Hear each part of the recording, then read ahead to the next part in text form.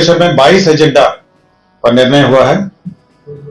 सबसे महत्वपूर्ण जो एजेंडा है वो हमारे राज्य सरकार में महिला सरकारी सेवकों के संबंध में है। राज्य सरकार में जो महिला सरकारी सेवक जिनकी नियुक्ति हुई है, सरकार ने यह निर्णय लिया है कि पदस्थापन स्थल के निकट आवासन सुविधा उपलब्ध कराई जाएगी। तो सबसे पहला यह निर्णय बहुत महत्वपूर्ण निर्णय है कि जहां पर वो कार्य कर रही हैं वहां पे सुरक्षित आवासन सुविधा उपलब्ध कराइए। इसके लिए पूरे राज्य में एक्सप्रेशन ऑफ इंटरेस्ट फ्लोट किया जाएगा और इच्छुक मकान मालिकों का एक्सप्रेशन ऑफ इंटरेस्ट लिया जाएगा।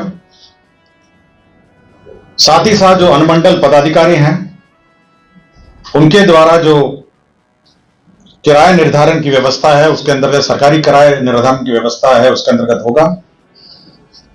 प्राप्त आवेदन जितने एक्सप्रेशन ऑफ इंटरेस्ट है उसके लिए भवनों का चयन किया जाएगा। इसके लिए एक कमेटी बनाई है जिसमें जिला पदाधिकारी, जिला पुलिस अधीक्षक, स्थानीय निकाय के प्रतिनिधि, भवन निर्माण विभाग के कार्यपालक अभियंता और सदस्य सचिव अनुमंडल पदाधिकारी होंगे।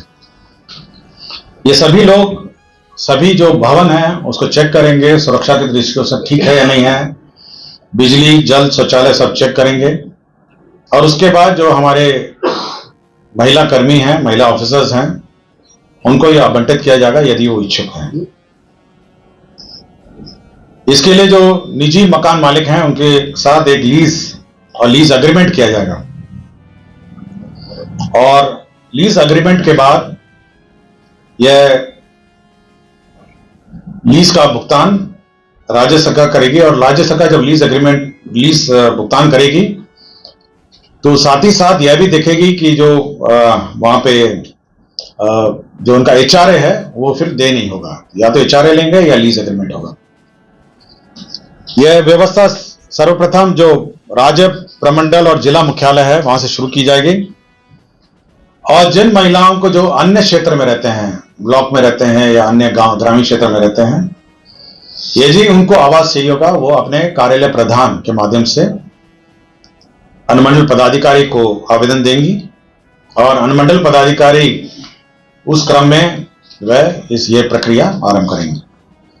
तो ये पूरे राज्य में जितने भी महिला कर्मी हैं, जिला मुख्यालय में हैं, प्रमंडल और राज्य मुख्यालय में हैं और साथ ही साथ जो हमारे क्षेत्र कर्मी हैं उन सभी के लिए लीज्ड अकोमोडेशन उपलब्ध कराएगा ताकि हमारी जो महिला ऑफिसर्स हैं और कर्मी हैं वह सुरक्षित रूप से क्षेत्रीय कार्यालयों में अपना कार्य कर सकें। आप जरूर पूछिएगा कि ये टीचर्स के लिए भी लागू है क्योंकि वो सरकारी कर्मी हैं और सबसे ज्यादा महिला कर्मी शिक्षा विभाग में है। यह व्यवस्था उन पर भी लागू है। मैं पहले ही बता दिया कि ये शिक्षा विभाग पर भी लागू है। महिला बहुत ह्यूज संख्या में ना, शिक्षा विभाग में तो आपका 50 से ऊपर है, 50% से ऊपर के आसपास हो गए और 6 लाख हैं तो मोटा मोटी आप समझ लीजिए 3 लाख तो महिला कर्मी हैं और बाकी अन्य विभाग में भी जो परसेंटेज ऑफ रिक्रूटमेंट है 35% जो शैक्षिक आरक्षण है महिलाओं का और 3% 90 जो महिलाओं के लिए आरक्षित है, पिछड़ी जाति वर्ग की महिलाओं के लिए 3% है और छोड़ के 97 का 35% जो है शैक्षिक आरक्षण महिलाओं का है। तो इसलिए बड़ी संख्या में विमेन ऑफिसर्स हैं और विमेन कर्मी भी हैं।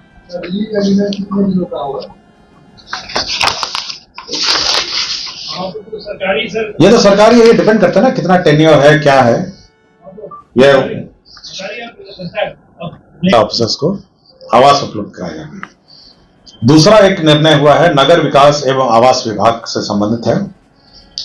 बिहार नगर पालिका क्षेत्र विज्ञापन नियमावली 2023 में प्रस्तावित संशोधन के साथ बिहार नगर पालिका क्षेत्र विज्ञापन संशोधन नियमावली 2025 पर स्वीकृति के संबंध में, तो इस संबंध में जो निर्णय हुए हैं उसमें जो विज्ञापन है, नगर क्षेत्र में विज्ञापन है, उसके बारे में नए गाइडलाइंस इश्यू हुए हैं जिसमें किस प्रकार के विज्ञापन लगेंगे, क्या उसके रेट्स होंगे, यदि रेट का भुगतान नहीं होगा तो उसको हटाया जा सकेगा। तो ये सारे प्रावधान किए गए हैं।